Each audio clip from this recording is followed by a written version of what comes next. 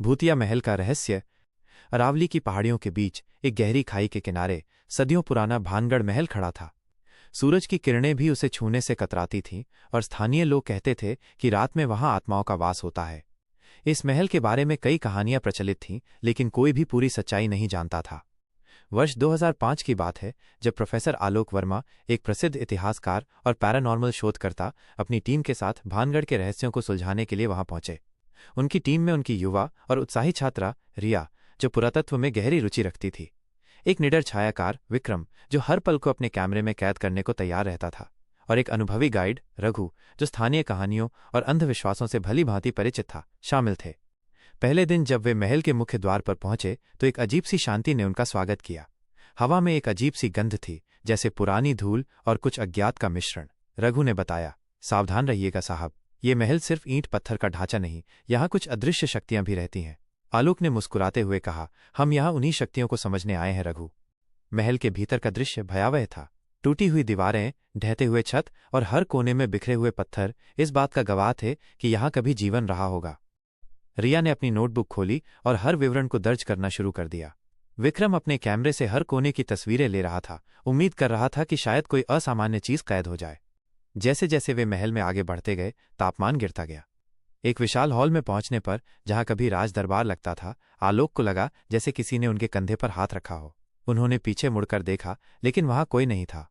रघु ने कांपते हुए कहा, यह शुरुआत है साहब। रात होते ही महल का माहौल और भी भयावह हो गया। टीम ने महल के एक सुरक्षित हिस्से में अपना शिविर स्थापित किया। आलोक ने अपने उपकरण लगाए, -EMF डिटेक्टर, थर्मल कैमरे और ध्वनि रिकॉर्डर। रात के सन्नाटे में उन्हें दूर से एक महिला के रोने की आवाज सुनाई दी।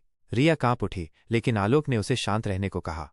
उन्होंने ध्वनि रिकॉर्डर चालू किया, लेकिन रिकॉर्डिंग में सिर्फ सन्नाटा था। यह और भी अजीब था। अगले कुछ दिनों में उन्हें कई अजीबोगरीब अनुभव हुए। कभी उन्हें फुसफुसाहट सुनाई देती तो कभी उनके सामने से परछाइयां गुजरती। एक रात विक्रम ने अपने कैमरे में एक अस्पष्ट आकृति को कैद किया, जो एक महिला जैसी दिख रही थी। जब उन्होंने तस्वीर को जूम किया तो वो आकृति धुंधली हो गई और फिर गायब हो गई। आलोक को लगा कि इन घटनाओं के पीछे कोई कहानी जरूर है। रघु ने उन्हें एक पुरानी किंवदंती सुनाई। कहते हैं, इस महल की राजकुमारी रत्नावती बहुत सुंदर थीं। एक तांत्रिक सिंधु सेवड़ा उनसे प्यार करने लगा था। वो राजकुमारी को पाने के लिए कुछ भी कर सकता था। उसने एक बार राजकुमारी की दासी को एक इत्र दिया, जिसमें उसने काला जादू किया था, ताकि राजकुमारी उस इत्र को लगाते ही उसकी ओर आकर्षित हो जाए। लेकिन राजकुमारी को उसकी चाल का पता चल गया। उन्होंने वो इत्र एक चट्टान पर फेंक दिया। तांत्रिक का जादू उल्टा पड़ गया और वो चट्टान लुढ़कती हुई तांत्रिक की ओर आई और उसे कुचल दिया।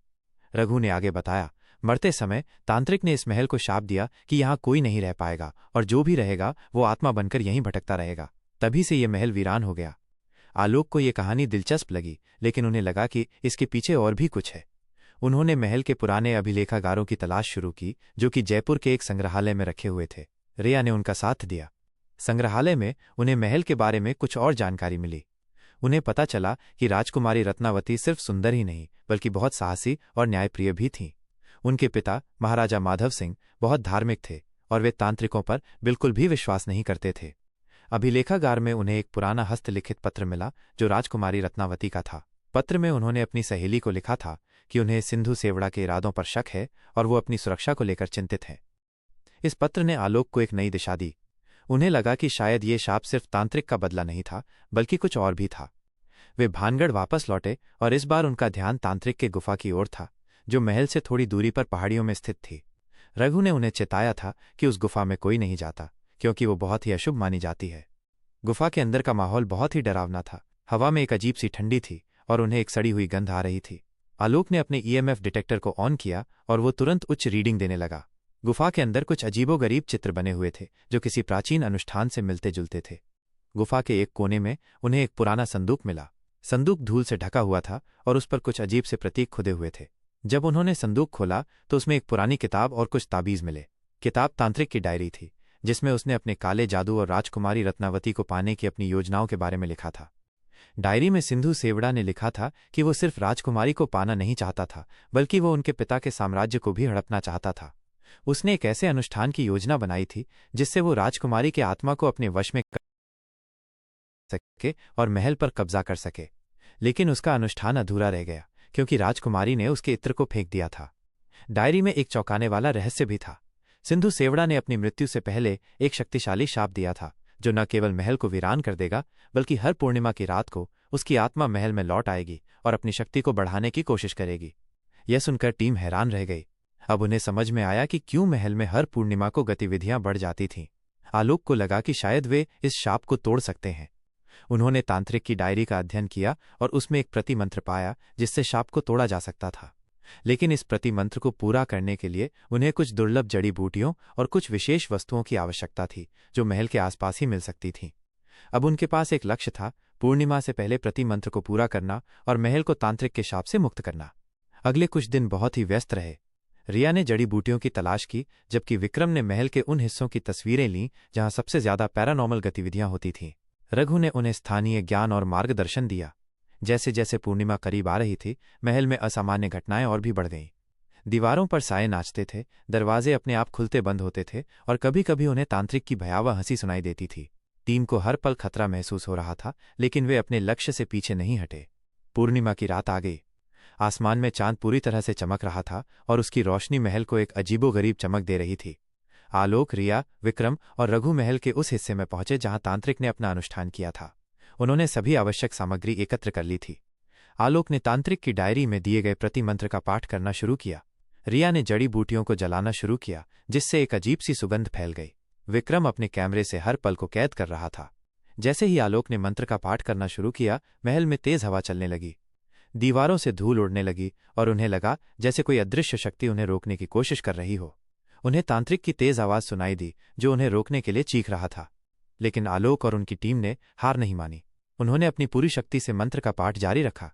रघु ने अपने साथ लाया हुआ पवित्र जल छिड़का, जिससे नकारात्मक ऊर्जा कम होने लगी। कुछ देर बाद महल में सब कुछ शांत हो गया। हवा रुक गई, आवाजें बंद हो गईं। उन्हें लगा जैसे कोई भारी बोझ उनके कंधों से उतर गया हो। आलोक ने मंत्र का अंतिम शब्द कहा और तभी उन्हें महल के चारों ओर एक नीली चमक दिखाई दी, जो धीरे धीरे पूरे महल को ढकने लगी। कुछ मिनटों के बाद चमक गायब हो गई और महल पहले से कहीं ज्यादा शांत और पवित्र लग रहा था। टीम ने एक दूसरे की ओर देखा। उन्हें लगा कि उन्होंने कुछ बड़ा हासिल कर लिया है। अगले दिन सूरज की किरणें महल के हर कोने में फैल रही थीं। हवा में अब कोई अजीब गंध नहीं थी, सिर्फ ताज़ी हवा का एहसास था। पक्षी चहचहा रहे थे और महल में फिर से जीवन का संचार हो गया था। आलोक ने अपने उपकरणों की जांच की। ईएमएफ डिटेक्टर अब कोई असामान्य रीडिंग नहीं दे रहा था। थर्मल कैमरे में भी कोई अजीबोगरीब चीज दिखाई नहीं दे रही थी। महल सचमुच शाप से मुक्त हो गया था। रिया ने खुशी से कहा, प्रोफेसर, हमने कर दिखाया। विक्रम ने कहा, यह मेरे जीवन की सबसे रोमांचक खोज थी। रघु ने सिर झुकाकर कहा, साहब, आपने इस महल को बचा लिया। अब राजकुमारी रत्नावती की आत्मा को शांति मिल गई होगी। आलोक ने मुस्कुराते हुए कहा, हमने सिर्फ महल को नहीं बचाया, हमने इतिहास के एक अनसुलझे रहस्य को भी सुलझाया है। यह बताता है कि ज्ञान और साहस से किसी भी चुनौती का सामना किया जा सकता है।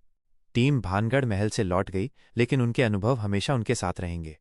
उन्होंने न केवल एक भूतिया महल के रहस्य को सुलझाया था, बल्कि उन्होंने ये भी साबित कर दिया था कि अंधविश्वासों के पीछे अक्सर कोई वैज्ञानिक या तार्किक कारण छिपा होता है। भानगढ़ महल आज भी खड़ा है, लेकिन अब वो सिर्फ एक ऐतिहासिक स्मारक है जहां लोग अतीत की कहानियों को जानने आते हैं, न कि भूतों के डर से। और आलोक वर्मा की टीम ने इतिहास में अपना नाम सुनहरे अक्षरों में लिख लिया।